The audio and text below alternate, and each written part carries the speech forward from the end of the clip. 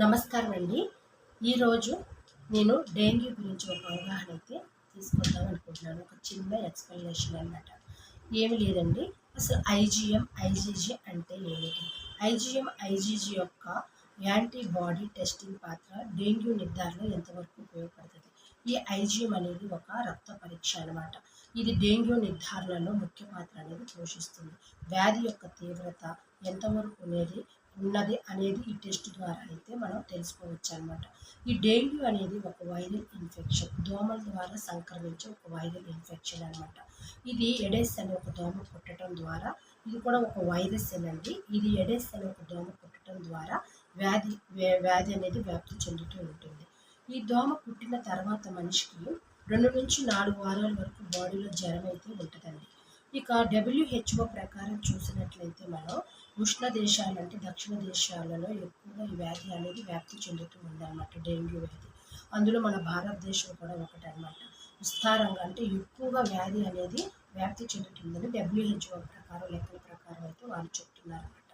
అయితే ఈ ఐజీఎం అనే ఒక పరీక్షలో వ్యక్తి యొక్క రక్త నమూనాల్ని ఒక టెస్ట్ అంటే ఒక టెస్ట్ ట్యూబ్లో కానీ ఒక సీసాలో కొన్ని సేకరించి ల్యాబ్కి అనేది పంపించి దాని ద్వారా టెస్ట్ చేసిన ఒక రక్త పరీక్ష కేవలం. ఇది ఒక రక్త పరీక్ష అనమాట.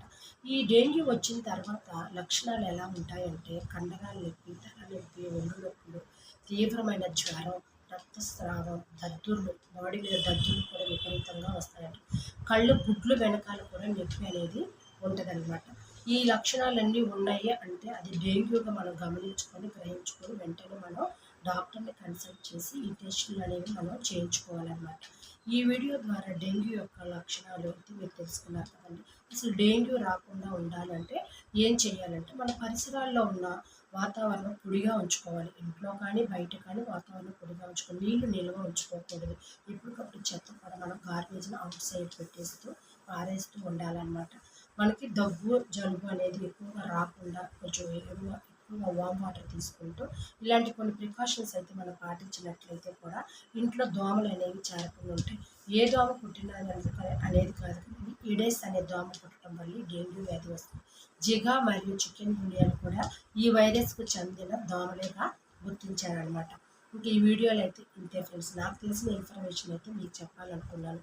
ఇందులో మీరు నచ్చితే కనుక నా వీడియోని లైక్ చేయండి, షేర్ చేయండి, కామెంట్ చేయండి ఫ్రెండ్స్.